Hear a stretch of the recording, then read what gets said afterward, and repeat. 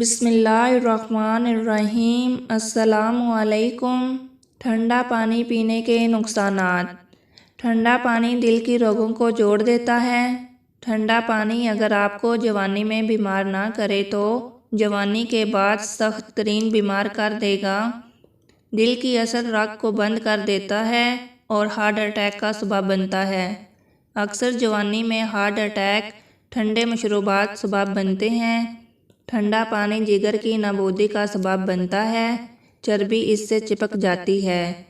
ٹھنڈا پانی معدے کے اندرونی پردے کو متاثر کرتا ہے اور شوگر کا سبب بنتا ہے۔ ٹھنڈا پانی معدے اور بڑی آنت کو نقصان پہنچا کر کینسر کا سبب بنتا ہے۔